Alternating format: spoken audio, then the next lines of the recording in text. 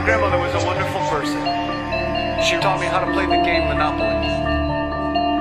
She understood that the name of the game is to acquire. She would accumulate everything she could, and eventually she became the master of the board.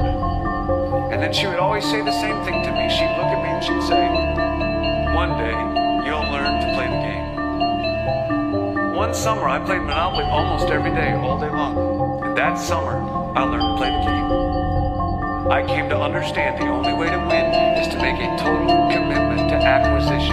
I came to understand that money and possessions, that's the way that you keep score. And by the end of that summer, I was more ruthless than my grandmother. I was ready to bend the rules if I had to win that game.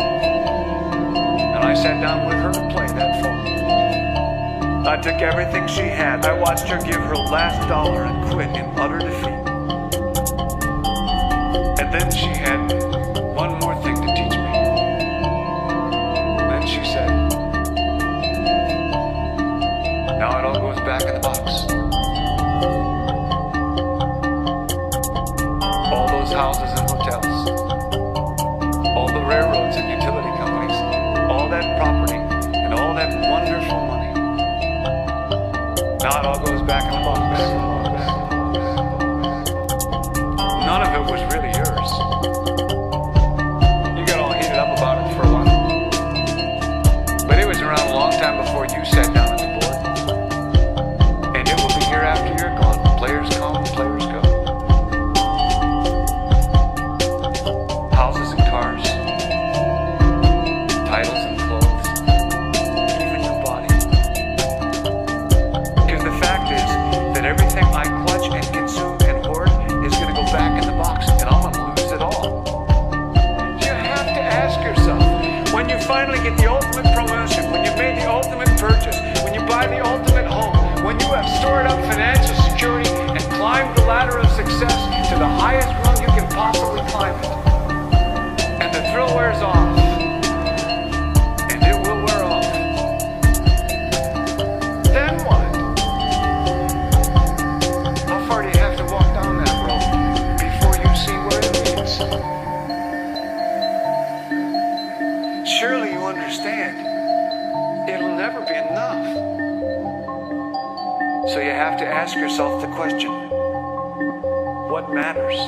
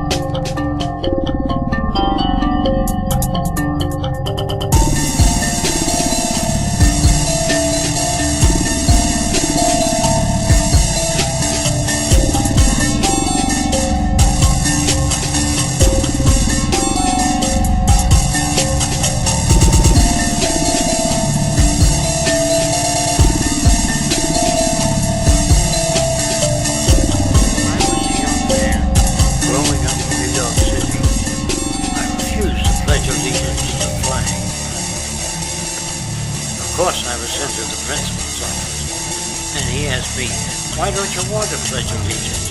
"Everybody does." I said, "Everybody once believed the earth was flat, but that doesn't make it so."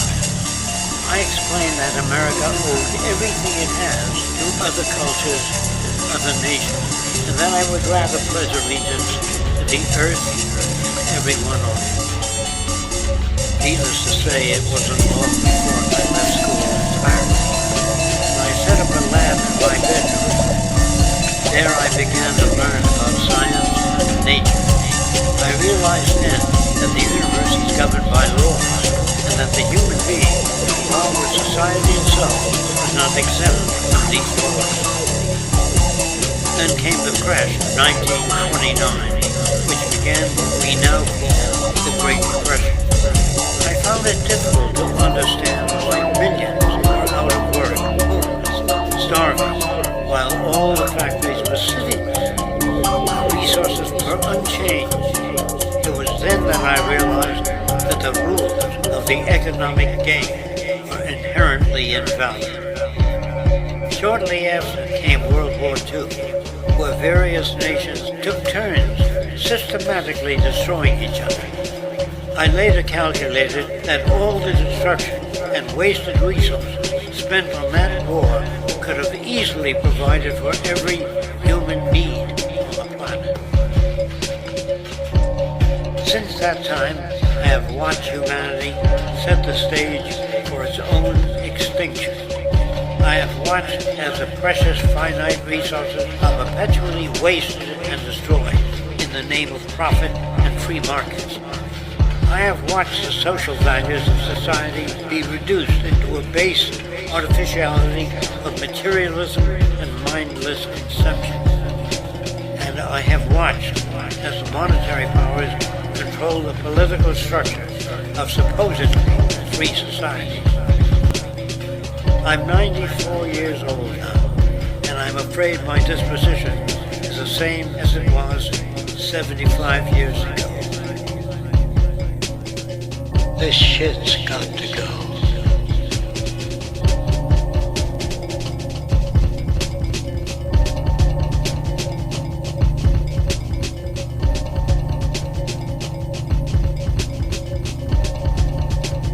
An outsider, I'm enormously encouraged by the legalization of cannabis movement that is taking place here, and what it all means. Sure, I like to smoke a joint, but this is not about getting high. It's not about recreation. What this is about is recognizing the sovereignty of adults to make decisions over their own bodies, their own health, and their own consciousness while doing no harm to others. That's what it's about. And that's a really fucking important issue. That is, for me, that is the most important issue, because if we live in a society that is not prepared to recognize adult sovereignty over one's own body and one's own consciousness, then that cannot be a free society in any meaningful way. And so I applaud the people of America in those states who have voted for full legalization. That's a brilliant thing to do, and that's going to have an impact around the world, because the war on drugs, all the ideology and lies about cannabis are all going to be proved wrong. We're going to know that the emperor wears no clothes, that you can legalize cannabis and civilization does not fall apart, as the war on drugs lobby have been telling us for ages. It's going to change everything, and it's a beautiful thing because it's the American people, whereas the American state, America as a governmental state presence on the world stage, has been the dark force behind the war on drugs. So it's for me a beautiful thing that it's the American people, state by state, who are winding that back and saying, we will not put up with this shit anymore.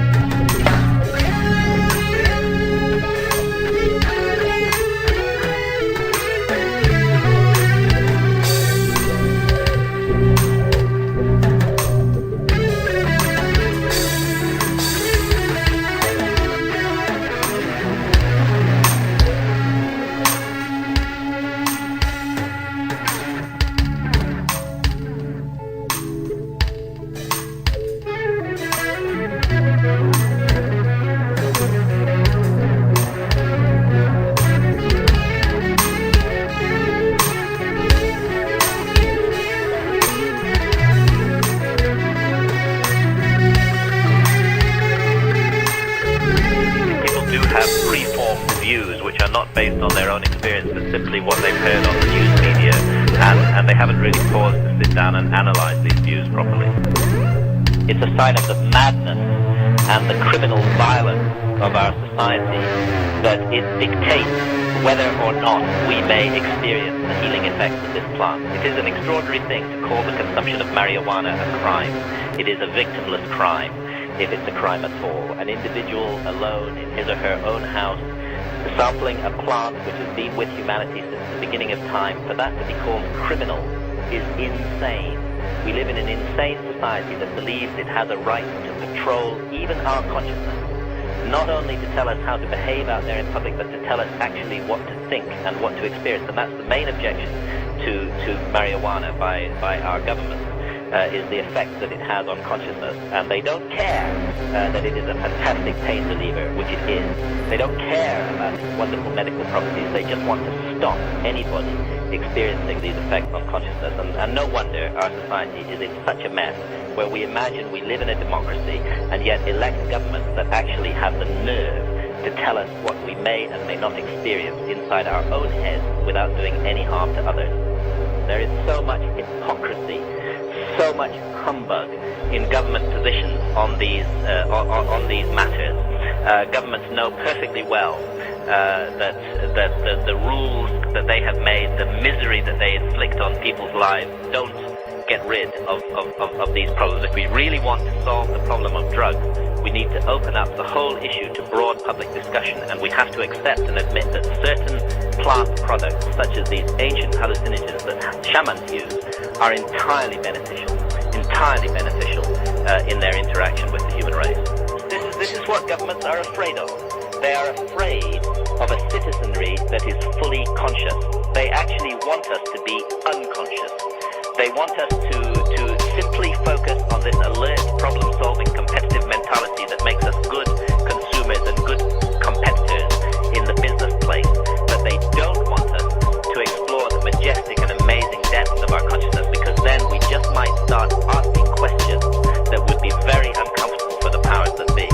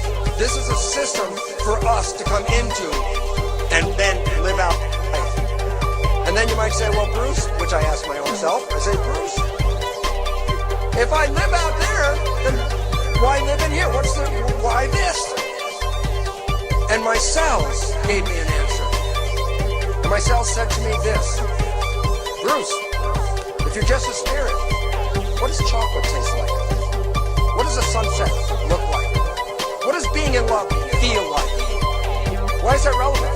The answer is, it's the cells that take that environmental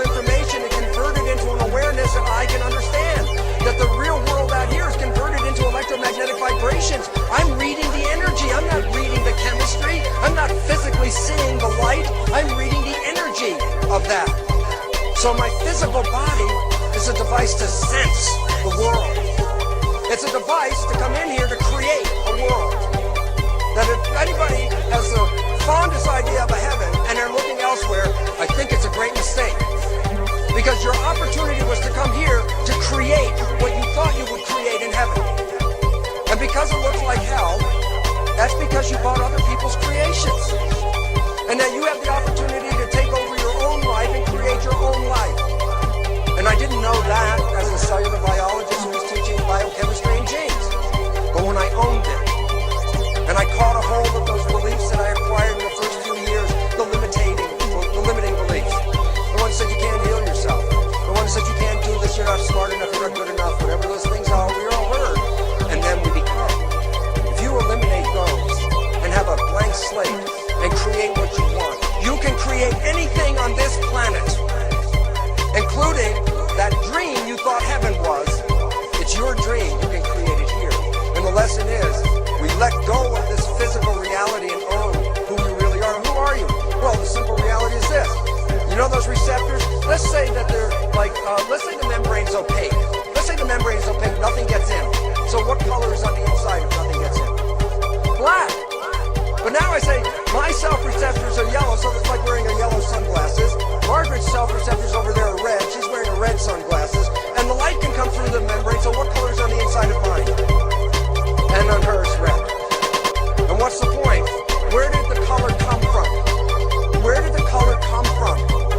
From out here. All that is. And what does it represent? I am just a narrow frequency of the whole white light. You are a narrow frequency of the white light. You are a narrow frequency of the white light. Every one of you. What does it mean? To me as a biologist, it means this. When people talk about the white light coming back to the planet, they generally envision some person like a Jesus coming back. I think that's the biggest error of all time. The white light is here. The white light is when you put all of the frequencies together, you have white light. If you remove one solitary single frequency from the white light, you do not have white light. When we take a person and say this person doesn't fit and doesn't belong, and you throw them out, you cannot have white light. The biggest lesson is to find out we are one living organism called humanity. We are all the cells in that organism, that every human is a cell in that organism, but their educations are not correct. And it's readjusting the education and letting go of all the history in the past that made limitations and self-sabotaging beliefs. It's forgiving and letting go and starting with a white blank page saying, what do you want from here on? Not who did what to who back then. And this from a biologist who didn't know a damn thing about life until this understanding of the membrane hit me. And the reality is, I sit here in awe. Every day I wake up in awe to be on this planet. And if you're not seeing that, then it's time for readjusting the glasses. It's time to see it again. Because all of you, the person sitting next to you, the person sitting behind you, are part of this white light. And as a biologist, all I can say is, man, we have really wasted a lot of time. And yet the heaven is when we walk out this door, it's available to you right now.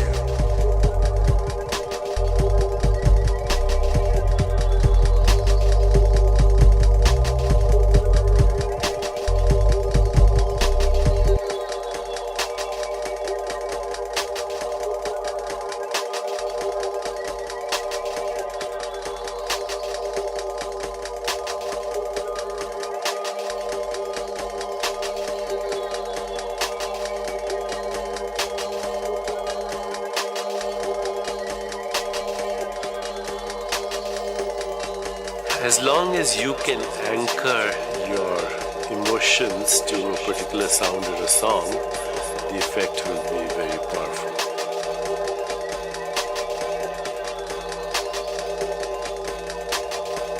In some traditions, in cultural traditions, what happens is a mother, as soon as she becomes pregnant, she goes and sits by a brook and she writes a song for her baby.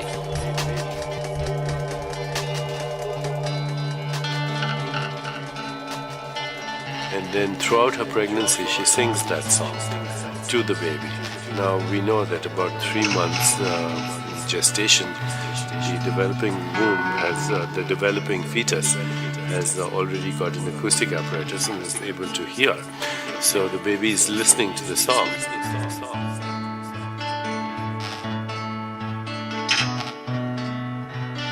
When the baby is born, they serenade the baby's entry into the world by bringing lots of people, midwives and others, to sing that song. And then every time the baby is hungry or the baby can't go to sleep, is cranky, they sing the song. So the baby associates the relief of physical and emotional distress with the sound of that song.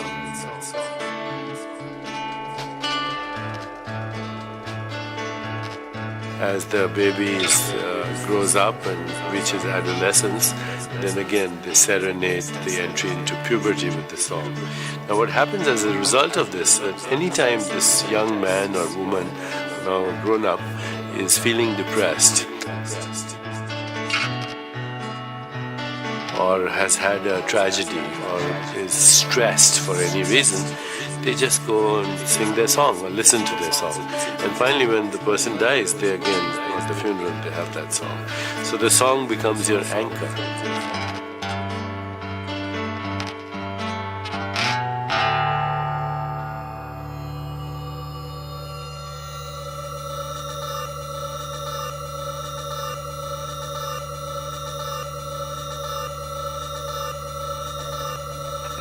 Or the mantra becomes your anchor, or the vibration becomes your anchor. It doesn't matter. The process is one of what is called neuro-associative conditioning. Your nervous system anchors your emotional well-being to the vibration of the sound of the music.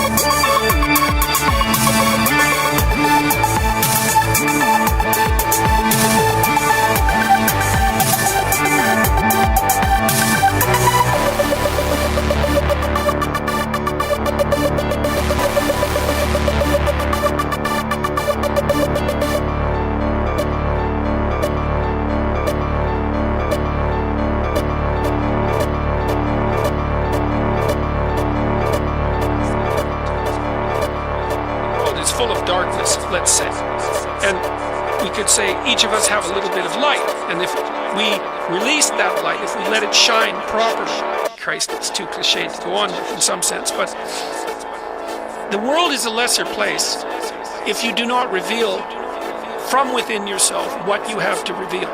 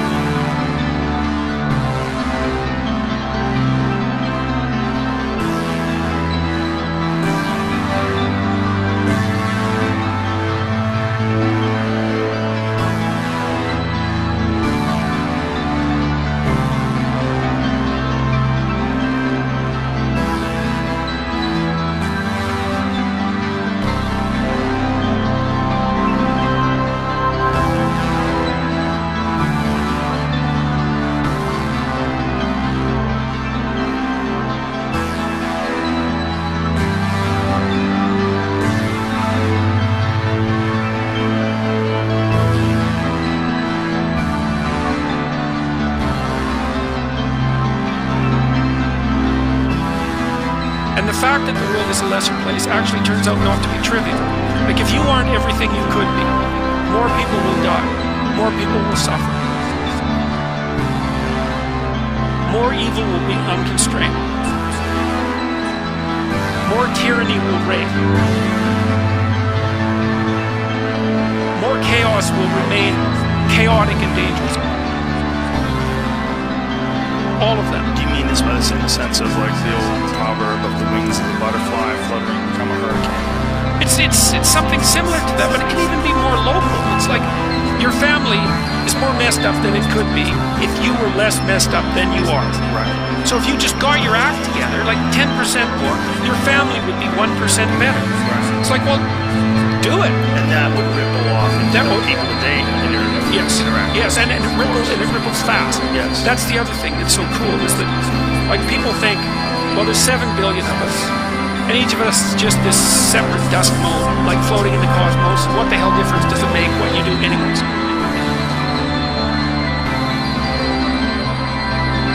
It's like, that is not how we're connected. It's like, you're the center of the network, and you're going to know 1,000 people in your life, well enough to have an impact on them. Okay, and each of those 1,000 people is going to know 1,000 people. So you're one step from 1 million, and 2 steps from 1 billion.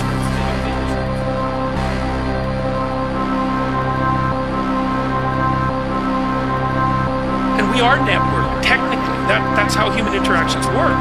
And so when you do something that you shouldn't do, it's worse than you think.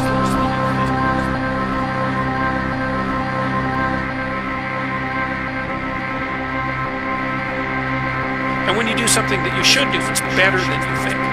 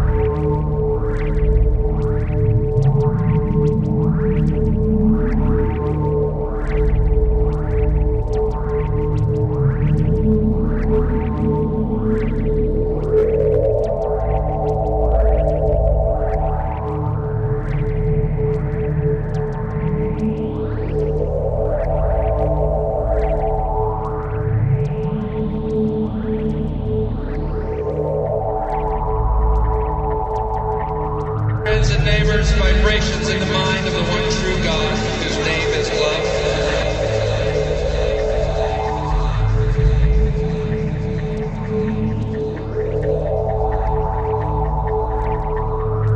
Jung had a theory that all mankind shares a collective unconscious, which I agree with, but I don't think it's supposed to be unconscious.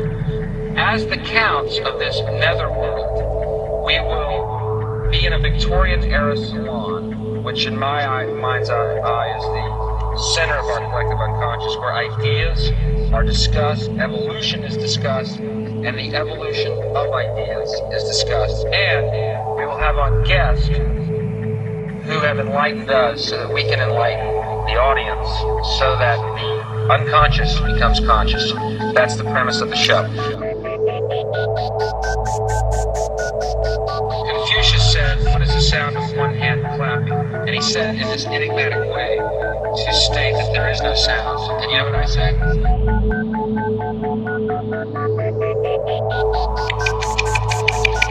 Fuck Confucius, let's move on. Yes. Evolution has not stopped.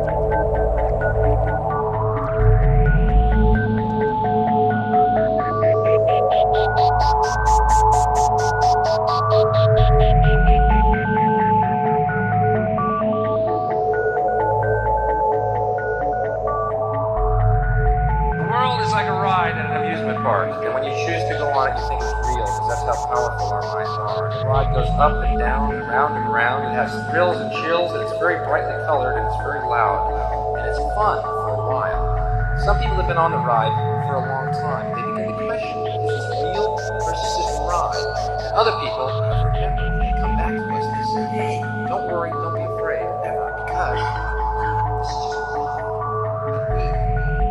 We kill those people. Shut him up. We have a lot invested in this ride. Shut him up. Get my furrows of worry. Look at my big bank account. And my family. This has to be right. We always kill those good guys who try and tell us that. You ever notice that? And let the demons run amok. But it doesn't matter because it's just a ride. We can change it anytime we want. It's only a choice. No effort, no work, no job, no savings of money. A choice right now between fear and love. The eyes of fear, once you put bigger locks on your door, buy guns, close yourself off. The eyes of love, instead, see all of us as one.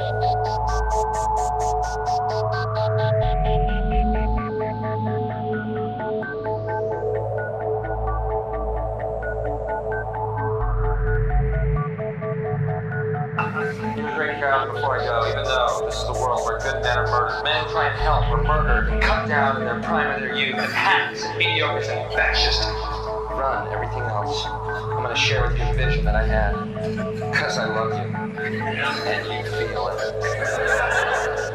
You know all that money we spend on nuclear weapons and defense every year, trillions of dollars, correct? Instead, let's play with this. If we spend that money feeding and clothing the poor of the world, and it would pay for it many times over, not one human being excluded. We could, as one race, explore outer space together in peace forever.